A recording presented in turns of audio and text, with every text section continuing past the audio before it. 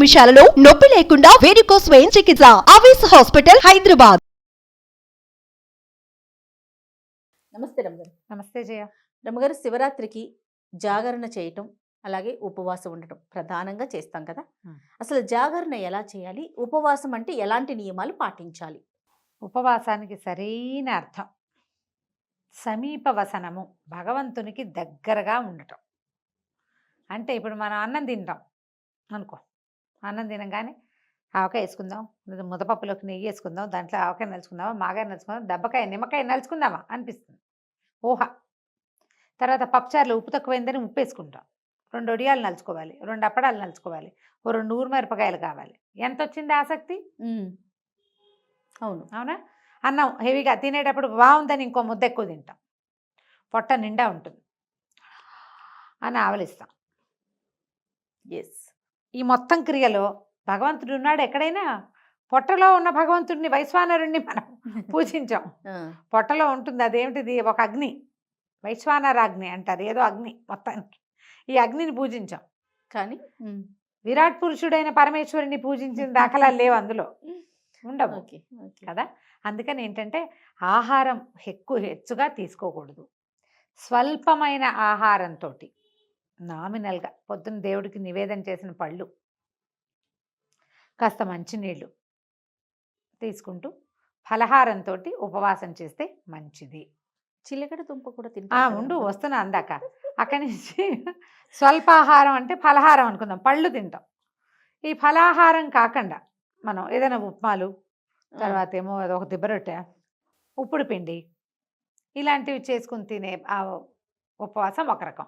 వీళ్ళు ఏంటంటే టాబ్లెట్లు వేసుకోవాల్సిన వాళ్ళు, ఉండలేని వాళ్ళు, అన్నం మీద బెంగొచ్చేసి శివుడి మీద శ్రద్ధ తగ్గిపోయే రకం వాళ్ళు. వీళ్ళు ఏం చేస్తారు, కాస్త ఏదో తింటే అన్నానికి భిన్నమైన పదార్థం ఒకటి, ఘన పదార్థం వెళ్తే 1-2 కాఫీలతోటి ఉపవాసం అయిపోతుంది. అవును, ఇది ఒక పద్ధతి. పొద్దున్నుంచి సాయంకాలం దాకా అభిషేకాల్లో వాట్లల్లో ఉండే వాళ్ళకి మంచి తీర్థం తప్పిస్తే ఇంకా ఏమీ అక్కర్లేదు. రోజంతా శివనామస్మరణ చేసేవాళ్ళు, వాళ్ళకి అవసరం లేదు. ఖాళీగా ఉంటారు, ఆఫీసుల్లో పని చేసుకుంటూ, ఇంట్లో పిల్లల జల్లాలను చూసుకుంటూ, రకరకాల ఇంటి పనులు చేస్తూ, బిజినెస్ వ్యవహారాలు చూసుకుంటూ కూడా మనం ఉపవాసం చేయాలి అంటే అలా ఉండలేకపోతాం. అవును. పైగా మనకి బ్రేక్ఫాస్ట్కి టైము, లంచ్కి టైము, ఈవినింగ్ స్నాక్కి టైం, ఆ టైములు బ్రెయిన్లో ఫిక్స్ అయిపోయి ఉంటాయి. అది ఫిక్స్ ఇట్లా కొడుతూ ఉంటుంది. మిగిలిన వాళ్ళు తింటారు కొంతమంది అయినా. మనం నాకు ఉపవాసం అని చెప్పాలంటే కొంచెం ఇదిగా ఉంటుంది. ఏదో ఒకటి తిని ఉన్నామనుకో, మనకు కూడా దాని మీదకి ధ్యాస పోతూ ఉంటుంది.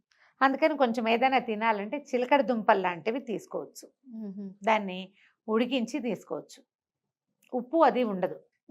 ఇప్పుడు ఉప్మా చేసుకున్నాము, ఉప్పుడు పిండి చేసుకున్నాము అంటే అందులో ఏమిటి, ఖచ్చితంగా ఉప్పు ఉంటుంది, నూనె ఉంటాయి. ఇప్పుడు మనం అలా కాకుండా చిలకడ దుంప జస్ట్ కందమూలం కదా, అదే భూమిలోంచి వచ్చింది, దాన్ని కాల్చి లేదా ఉడికించి, ఇక ఏమీ లేదు, దాన్ని అలాగే ఒలుచుకుని తింటే పండు తిన్నట్టే. అంతే, ఉడికిస్తాం కానీ ఉప్పు వేయం. అది కూడా కొంచెం సాల్ట్ లాస్ అయ్యేవాళ్ళు, వీక్నెస్ వచ్చేవాళ్ళు, వాళ్ళకి బాగుంటుంది. అది కూడా తీసుకోవచ్చు. ఫలరసాలు తీసుకోవచ్చు, కొబ్బరి నీళ్ళు తీసుకోవచ్చు. మజ్జిగ కొన్ని చోట్ల పనికిరాదంటారు, కొన్ని చోట్ల మజ్జిగ ఉపవాసానికి పనికొస్తుంది. మజ్జిగ పనికిరాదు, అది అన్నంతో పాటు తీసుకునేది అని ఒక సిద్ధాంతం ఉంది. మన ప్రాంతాల వారీగా దాన్ని మార్చుకోవచ్చు మనం. అదేలేండి, మన ప్రాంతాల్లో మజ్జిగ పనికొస్తుంది అనుకోండి, పుచ్చుకోండి. పల్చటి మజ్జిగ తీసుకుంటే ఆ శరీరానికి ఆరోగ్యము, ఉపవాసం డిహైడ్రేట్ అవ్వకుండా ఉంటాము, ఉపవాసం కూడా నెరవేరుతూ ఉంటుంది అందులోనే. అయితే ఏంటంటే ఈ ఉపవాస నియమము అస్సలు ఉండలేని వాళ్ళు, ఆహారం అత్యవసరమైన వాళ్ళు, వీళ్ళు కూడా మేము ఉపవాసం ఉండాలండి అంటే ఒక చిన్న సూక్ష్మం.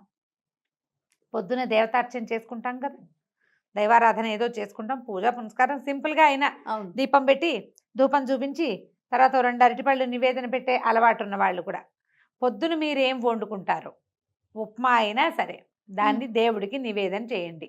ఓకే, అన్నాన్ని మీరు పెట్టుకున్నటువంటి పప్పు, కూర, చారు, ఆ పదార్థాలతో పాటుగా నివేదన చేయండి, చూపించండి దేవుడికి. ఆ నివేదన చేసింది ప్రసాదం అనబడుతుంది, అన్నం అనకూడదు ఇంకా దాన్ని. ఓకే, ప్రసాదాన్ని తీసుకోండి. ఆరోగ్యం సరిలేని వాళ్ళు, కడుపుతో ఉన్న వాళ్ళు కూడా చేయొచ్చేది ఉపవాసమే. అది ఉపవాస నియమాలు, ఇది ఒక సూక్ష్మం. ఈ నివేదన చేయబడని ఏ వస్తువుని తినద్దు. మధ్యాహ్నం బిస్కెట్లు, సాయంకాలం చాక్లెట్ నోట్లో వేసుకోవటాలు అవి చేయొద్దు. కాఫీ, టీ, పాలు, మజ్జిగ ఈ 4టికి ఎగ్జంప్షన్. ఘనమైన ఏ పదార్థమైనా సరే పొద్దున నివేదన చేస్తే తీసుకోండి. సాయంకాలం కూడా దేవుడికి చూపించిన పళ్ళు తీసుకోవచ్చు. మీరు పొద్దున అన్నము తినేస్తారు, రాత్రికి పళ్ళు తింటారు, ఉపవాసం సరిపోతుంది. ఎవరైనా ఏదైనా ఆఫర్ చేస్తే తీసుకోవద్దు. నేను అన్నం తినేసా అని చెప్పండి, నేను ప్రసాదం తిన్నా అని చెప్పండి. ప్రసాద భావనలో ఉండాలి. ప్రసాదమే తీసుకుంటాం. దసరాల్లో ఒక సంవత్సరం చాలా తీవ్రమైన అనారోగ్యం చేసింది నాకు. కానీ నాకు ఉపవాస నియమం చేయడానికి వీల్లేదు. తప్పకుండా ఉపవాసం చేయాలనే ఉంది. మేము ఈ నియమం తీసుకున్నాం. మాకు ఒక పెద్దవారు బోధించారు ఇది. ఓహో.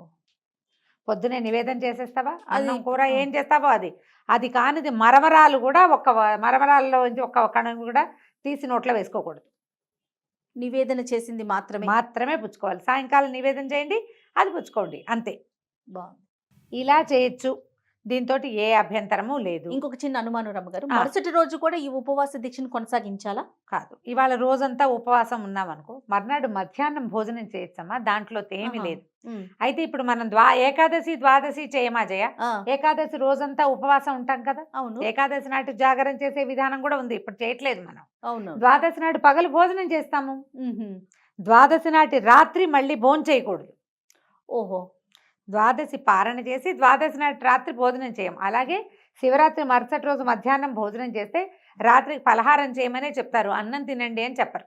ఓకే అండి. ఓకే. అయితే దీంతో పాటు మనకి జాగరణ మీద అనుమానాలు. అవునండి. జాగారం చేయటం, ఇప్పుడు జాగరణ అందరూ చేయగలరా? మనం వేతన జీవులం కదా, ఎక్కువ భాగం అందరూ మర్నాడు పొద్దున పనికి వెళ్ళవలసిన వాళ్లే కదా. తెల్లవార్లు మెలకుగా ఉండగలిగే వాళ్ళు ఎవరుంటారో శివనామస్మరణతోటి దేవాలయంలోనో లేదా లింగోద్భవ కాలంలో అభిషేకాలు జరుగుతుంటే అభిషేకం ఇంట్లో చేయించుకునే వాళ్ళు, మఠంలోనో పీఠంలోనో దేవాలయంలోనో సామూహికంగా అర్చనలు జరిగే చోట ఉండేవాళ్ళు తెల్లవార్లు జాగరణ చేస్తారు. ఇళ్లలో కూడా కొంతమంది చేస్తారు జాగారం చేస్తే. అయితే జాగారానికి ఒక నియమం చెప్తారు. తెల్లవార్లు జాగరణ చేసిన వాళ్ళు మరుసటి రోజు పగలు పడుకోకూడదు. ఓహో. శివరాత్రి నాటి మరుసటి రాత్రి పడుకోవాలి.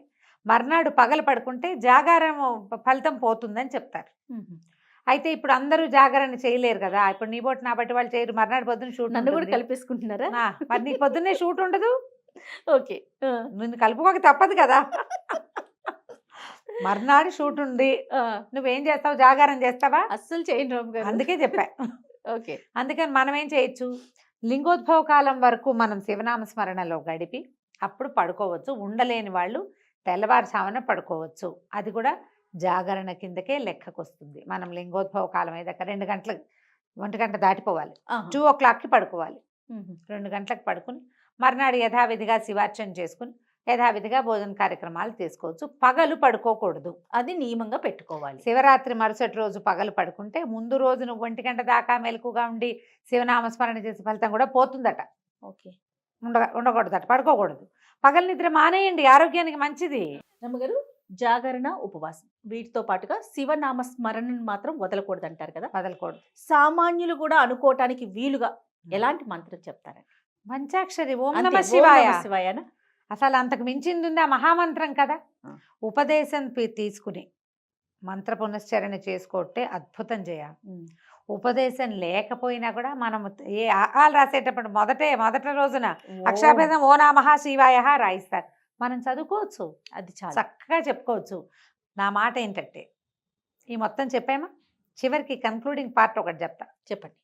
శివరాత్రి రోజున మీరు ఉపవాసం చేయకపోయినా, జాగారం చేయకపోయినా, పూజ చేసుకోపోయినా, గుళ్ళోకి వెళ్ళలేకపోయినా, లేదా ఈ మన ఏకాదశి రుద్రాభిషేకాలు అటెండ్ చేయలేకపోయినా ఇతరులతో పోట్లాడకండి. మీరు ఎవరితో మాట్లాడుతున్నారో, ఎవరితో కలిసి ప్రవర్తిస్తున్నారో వాళ్ళని శివుడుగా భావించండి. చాలు, అంతే. శివరాత్రి పూర్తిగా సక్సెస్ అయిపోతుంది. ఈ రోజున మీరు దుర్భాషలాడడము, పోట్లాడడము, అనవసరమైన వాదనలకు దిగటము, అక్కర్లేని వ్యవహారాలు చేయటము అది మాత్రం చేయబోకండి.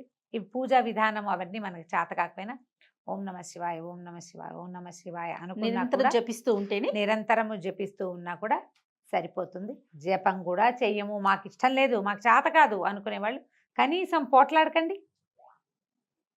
బాగుంది. ఈవేళ శివుడు భూమి మీద నడుస్తున్నాడు, మనకి ఎదురవుతాడు అన్న భావనతో పనిచేయండి, చాలా బాగుంటుంది జీవితం.